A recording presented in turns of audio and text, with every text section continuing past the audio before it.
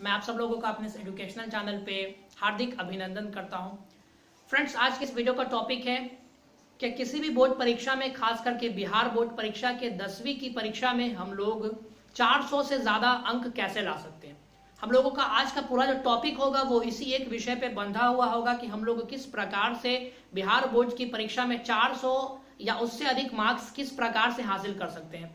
आज मैं आपके सामने कुछ टिप्स बताने वाला हूं। अगर आप लोग इन टिप्स को फॉलो करते हैं तो निश्चित ही आपका जो है बिहार बोर्ड की परीक्षा में 400 या उससे अधिक अंक आप लोग आसानी से हासिल कर सकते हैं। तो फ्रेंड्स, वीडियो में आगे बढ़ने से पहले मैं आप लोगों को बताते चलूं कि इस चैनल पर सभी विषयों की विस्तार पूर्वक पढ़ाई कराई जाएगी, जो कि आपके 10वां लेवल की होगी। तो इन सभी विषयों की पढ़ाई करने के लिए आप हमारे चैनल से जुड़े रह सकते हैं। तो सबसे पहले बात कर ले फ्रेंड्स बिहार बोर्ड के क्लास 10 के एग्जामिनेशन के बारे में। तो बिहार बोर्ड के अगर हम लोग क्लास 10th के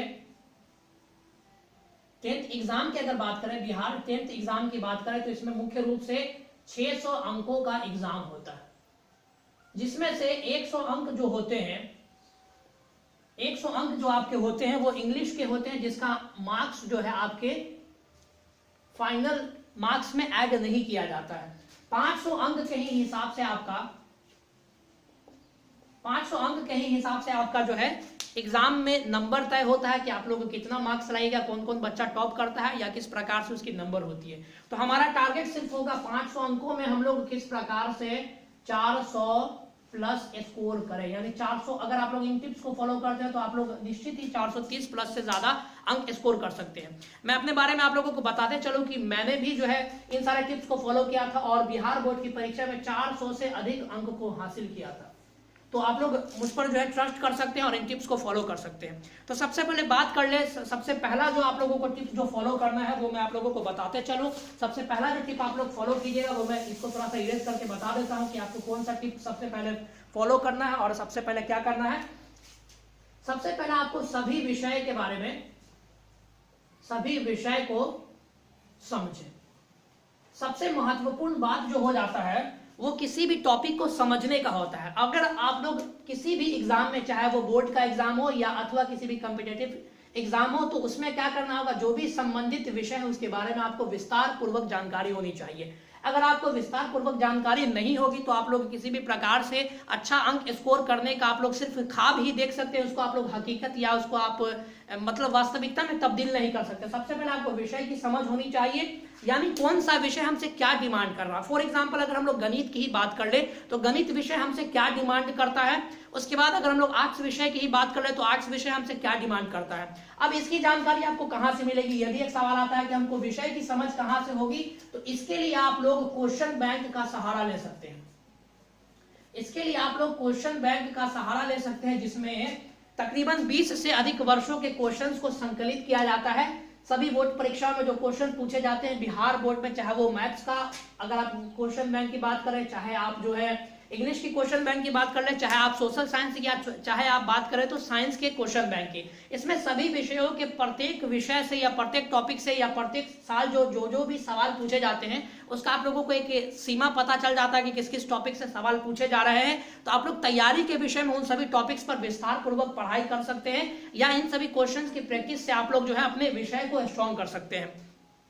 तो पहला बिंदु तो आप लोग हो गया सभी विषय की समझ। और यह सभी विषय की समझ हमको कहां से आएगी, तो क्वेश्चन बैंक के माध्यम से ये हमारी सभी विषय की समझ आ जाएगी।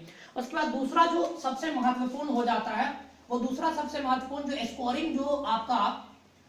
स्कोरिंग जो सब्जेक्ट होता है वो आपका स्कोरिंग सब्जेक्ट होता है मैथमेटिक्स। यानी आप लोगों ने ये ऐसा सुना होगा कि मैथ्स ही एक ऐसा विषय है जिसमें बच्चे जो है 100 में 100% स्कोर कर सकते हैं। इससे जो और भी जो अन्य विषय इसमें भी किया जा सकता है, लेकिन उसकी प्रायिकता जो है सबसे कम होती है।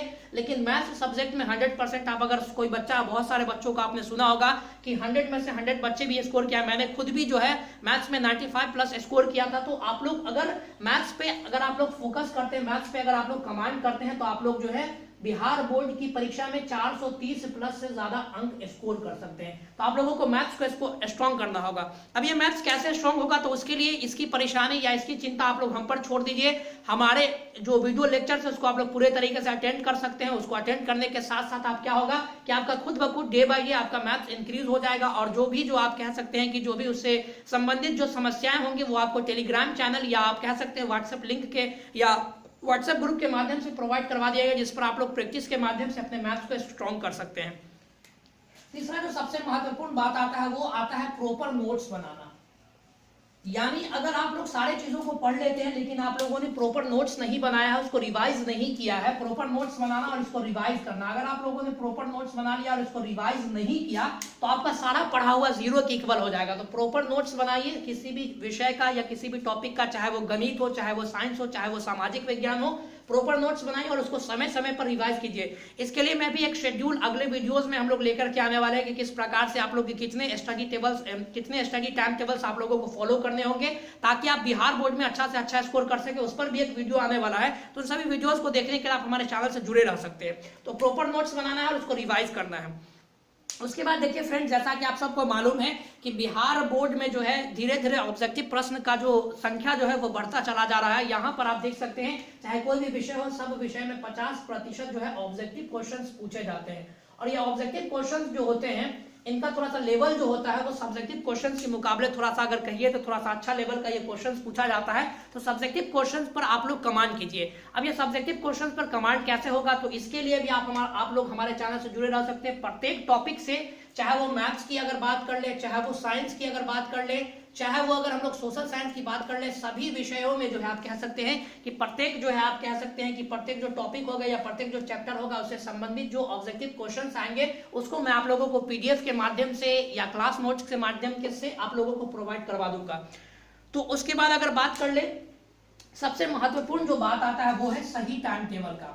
यानी अगर आपने सारे काम को कर लिया लेकिन सही टाइम टेबल से अपने पढ़ाई को नहीं स्टार्ट की या सही टाइम टेबल से अपने पढ़ाई को आगे नहीं बढ़ाया तो आपका सब कुछ किया हुआ जीरो के इक्वल हो जाएगा। यानी सही टाइम टेबल होना आपकी पढ़ाई के लिए बहुत ही ज्यादा जरूरी है, चाहे वो कोई भी बोर्ड की परीक्षा हो या कोई भी आपका जो है मुख्य रूप से किसी भी प्रकार के कॉम्पिटिटिव एग्जाम की परीक्षा हो। तो सबसे ज्यादा जो महत्व रखता है वो सही टाइम टेबल का होना महत्व रखता है। तो अपने टाइम टेबल को इतना अच्छा बनाइए ताकि आप अपने हिसाब से उसको आप फ्लैक्चुएट करके अपने हिसाब से आप उसको तय कर सकते हैं। टाइम टेबल के मामले में अगर बात किया जाए तो मैं एक वीडियो इस पर भी लेकर के आने वाला हूँ कि क्लास 10th के बच्चों को किस प्रकार से टाइम टेबल को फॉलो करना चाहिए और किस विषय पर कितनी ज्यादा जो है समय देनी चाहिए। अगर आप लोग कमेंट करते हैं तो इस भी वीडियो को आप लोगों के सामने मैं लेकर के आ जाऊंगा।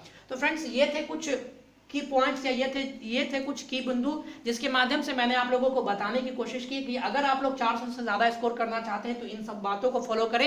इसके अलावा भी कई सारे बातें हैं जो वीडियोस के माध्यम से जैसे जैसे हम लोग लेक्चर्स कवर करते जाएंगे उन सब में हम लोग इस तरीके की बातों को करते रहेंगे और वहां से समझते रहेंगे। तो फ्रेंड्स, उम्मीद करते हैं कि आप लोगों को ये वीडियो पसंद आया होगा। अगर वीडियो अच्छा लगा तो इसे लाइक व अपने दोस्तों के साथ शेयर करना ना भूलें और क्लास 10 के संपूर्ण विषयों की पढ़ाई के लिए आप हमारे चैनल से जुड़े रह सकते हैं। Thank you very much. मिलते हैं अगले वीडियो में, तब तक के लिए धन्यवाद। God bless you all.